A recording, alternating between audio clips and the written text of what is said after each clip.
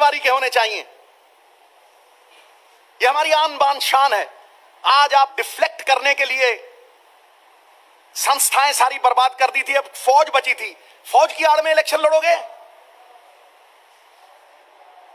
सुना है सरहदों पे तनाव है, सुना है सरहदों पे तनाव है। अरे जरा जाके तो पूछो क्या चुनाव है? यही तो सुमड़ी में गुमड़ी है। मैं आज ये चौकीदार का भेद भी खोलने वाला हूं। बात करोड़ों की, दुकान पकौड़ों की और संगत भगौड़ों की। जो चौकीदार की बात करते हैं, ये बता दें कि चौकीदार अमीरों के घर के बाहर खड़ा होता है, बड़ी बड़ी कंपनियों के घर के बाहर खड़ा होता है, या किसी गरीब की कुटिया के बाहर खड़ा होता है? बता दें। जो ये कहा करते थे कि सबका साथ और सबका विकास, वो बताएं कि जनता ने सबका साथ दिया, विकास सिर्फ अंबानी अडानी का कैसे हुआ? नहीं तो मैं बताऊंगा फिर। नाच मेरी बुलबुल के पैसा मिलेगा कहां, कदरदान अंबानी अडानी जैसा मिलेगा। अरे दुनिया कहां जा रही है? चाइना समुंदर के नीचे रेल लाइन बिछा रहा है, अमेरिका मंगल ग्रह पे जाके जीवन खोज रहा है, रूस रोबोटिक आर्मी बना रहा है, और आप चौकीदार बना रहे हो, वो भी चोर सिरे के। मोदी जी आप कहा करते थे, और मैं आपसे पूछता हूं, हमारे कांग्रेस प्रेसिडेंट आपसे पूछते हैं कि अगर आप एक पेन लो तो उसका पक्का बिल लेना, तो जब राफेल के बिल की बात आती है तो आप बिल बिला क्यों जाते हो? बताओ ना कि आप राफेल के बिल के ऊपर बिल बिला क्यों जाते हो? और मैं बताता हूं आपको कि ऐसा इतिहास में आज तक हुआ ही नहीं कि राफेल का प्लेन उड़ाना था और फाइल उड़ा दी। ये कभी हुआ है? कभी सुना है? कभी सुना है कि भारत की सरकार नेगोशिएशन नहीं करेगी, नेगोशिएटर नेगोशिएट नहीं करेंगे, और एमओयू 7,500 करोड़ में डूबी हुई कंपनी वो जाके साइन करके आएगा? एमओयू साइन करके आएगा, 30,000 करोड़ का फायदा लेगा, उसकी डूबी हुई कंपनी का 10 रुपए का शेयर डसॉल्ट 1100 रुपए में खरीदेगा। यह इतिहास में पहली बार हुआ है जनाब कि किसी सरकार ने सुप्रीम कोर्ट में जाके झूठ बोला है, सुप्रीम कोर्ट में जाके झूठ बोला है। आज सब अखबारों में इसका चर्चा है। कांग्रेस प्रेसिडेंट बार बार कहता है कि आइए बहस करिए। सबसे बड़ा धोखा आपने यह दिया है कि 136 जहाज जो 500 करोड़ के आने थे, आपने उन्हें 36 कर दिया। आप खुद जाके आए वहां। किसी किसान, मोदी साहब आप शहीदों की बात करते हो, किसी शहीद के घर में मैंने आपकी फोटो आज तक नहीं देखी, कभी नहीं देखी। गिदड़ की मौत आती है शहर की तरफ भागता है, नीरव मोदी की मौत आई तो वो डावोस में आपसे फोटो खिंचाने भागा। और मैं आज ये प्रूव कर दूंगा कि आपके सारे फायदे इन बड़े बड़े अमीर पूंजीपतियों के लिए हैं। आपने सरकारी, जितनी भी सरकारी कंपनियां थी उन्हें खत्म कर दिया, और जो मैं आंकड़े आपको देने वाला हूं वो आपको हैरान कर देंगे। मैं आपको बीएसएनएल सबसे पहले बात करता हूं।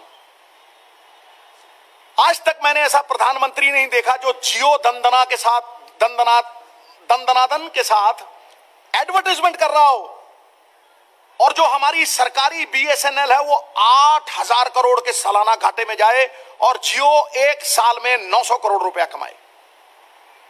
ये मैंने आज तक नहीं देखा। यही बात खत्म नहीं होती। ONGC 1 lakh crore surplus money थी उनके पास। ओएनजीसी से रिलायंस ने केजी बेसन में टेढ़ी पाइप करके 11,000 करोड़ रुपए का तेल चुराया। शाह कमेटी बनी, सुप्रीम कोर्ट ने फैसला सुनाया कि आप 11,000 करोड़ रुपए ओएनजीसी के वापस कीजिए। आज तक वो पैसे वापस नहीं आए। क्यों? अरे मोदी साहब ये पक्षपात क्यों? किसान अगर 5 लाख रुपए का कोई कर्जा लेता है, 5 लाख का कर्जा लेता है, तो आप उससे ब्लैंक चेक लेते हो, ब्लैंक चेक। फिर अगर वो 5,000 की पेमेंट डिफॉल्ट करता है, उसका नाम कोऑपरेटिव बैंक के ऊपर लगाया जाता है, बुनियादी गिराई जाती है, उसे जेल में ठोका जाता है। तो मुझे बताएं प्रधानमंत्री साहब, आपका क्या नाता है अडानी साहब के साथ कि 1 लाख करोड़ रुपया देनदारी है अडानी की, उसका ब्लैंक चेक आपने क्यों नहीं लिया? 46,000 करोड़ रुपया रिलायंस की देनदारी है, अंबानी साहब की देनदारी है, आपने उनसे ब्लैंक चेक क्यों नहीं लिया? आपने सहारा श्री का बाजू मरोड़ा, पैसे जमा हुए, फिर आपने रिलायंस का बाजू मरोड़ा, पैसे जमा हुए, आपने थोड़ी सी घुरी की तो फट करके ये बड़े बड़े पूंजीपति पैसे जमा कराते हैं। तो ये कैसे हो गया कि आज जो मनमोहन सिंह सरकार में एनपीए 2 लाख करोड़ के थे, वो आज 17 लाख करोड़ के कैसे हो गए? 17 लाख करोड़ रुपया सरकार को चूना कौन लगा गया? क्या आप उनके साथ, उनके खिलाफ कार्रवाई की आपने? किसान का 72,000 करोड़ रुपया कर्जा माफ सिर्फ मनमोहन सिंह और कांग्रेस ने किया। आपने इन बड़े बड़े पूंजीपतियों को 3.5 लाख करोड़ की माफी दी पिछले साल, 3.5 लाख करोड़ की 4 साल में। और अगर टोटल एनपीए देखें, और सारे सरकारी बैंक हैं, 5% प्राइवेट बैंक है, सब सरकारी बैंक पॉलिटिशियनों की मिलीभुगत के साथ 17 लाख करोड़ रुपए का चूना लग रहा है। आपने कभी वो पैसा वापस लाया? अब मैं आता हूं किसान के ऊपर। साहब, किसान का कर्जा सिर्फ कांग्रेस की सरकार में माफ हुआ 72,000 करोड़। आपने कहा किसान की इनकम डबल कर देंगे, क्या डबल हुई? मैं आपको एक हैरान करने वाला फिगर देता हूं। 1970 में क्विंटल, एक क्विंटल की कीमत जो थी 70 रुपए थी, और एक सरकारी कर्मचारी की तनख्वाह 90 रुपए थी। उसकी तनख्वाह 400 गुना बढ़ गई, 500 गुना बढ़ गई, लेकिन किसान की एमएसपी सिर्फ 19 गुना बढ़ी। ये हैरान करने वाले वो हैं। पिछले 5 साल में 6-6 लाख करोड़ रुपए बड़े बड़े अरबपतियों को माफी दे दीजिए। आपने उनको इंसेंटिव कह दिया। किसान को अगर कुछ दिया तो सब्सिडी, उसको अंदर ठोका। आपने किया क्या है? You rate ability in man by what they finish, not by what they attempt. काबिलियत का आंकलन होता है कि आपने कौन सा कार्य खत्म किया। क्या गंगा साफ कर दी? क्या 2 करोड़ नौकरियां दे दी? मैं ये 340 वादे हैं इनके, 346 वादे जो पिछली बार इन्होंने बोला था। एक मुझे मिनट दीजिए, मैं आपको सारे पढ़ के सुनाता हूं।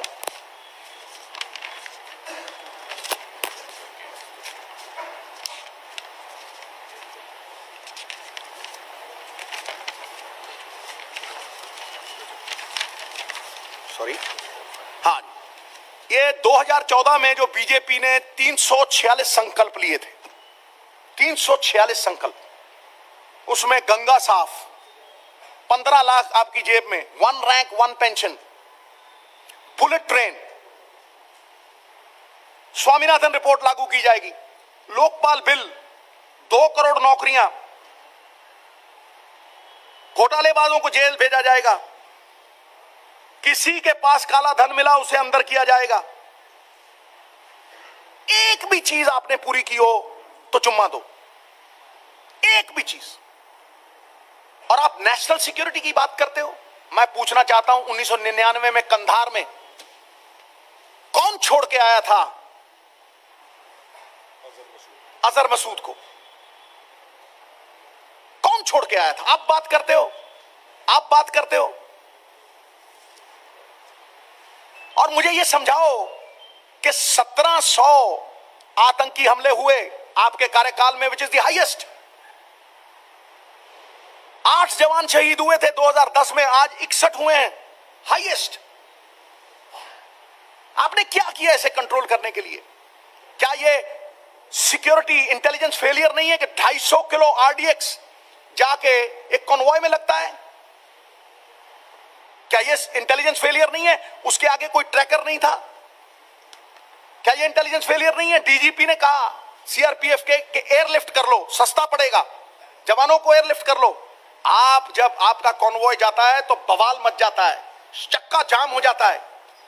3000 जवान जब जा रहे थे, वो जवानों के लिए कोई फर्ज नहीं था। इन सवालों पे किसी ने कोई मुद्दा उठाया?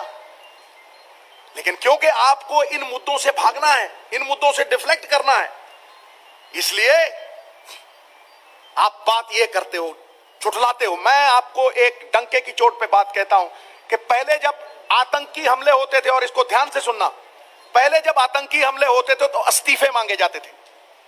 शिवराज पाटिल साहब ने इस्तीफा दिया मुंबई जब टेरर अटैक्स हुए, विलासराव देशमुख साहब ने इस्तीफा दिया। उसके बाद जब टेरर अटैक हुआ, चिदम्बरम साहब ने इस्तीफा दिया था, वो मनमोहन सिंह जी ने एक्सेप्ट नहीं किया था। लेकिन अब जब आतंकी हमला होता तो वोट मांगे जाते। सब्सक्राइब कीजिए हमारे हिंदुस्तान की आवाज़ यूट्यूब चैनल को और इस बेल आइकन को जरूर दबाइए ताकि आपको हमारे वीडियो का लेटेस्ट अपडेट मिल सके, जो कि बिल्कुल मुफ्त है।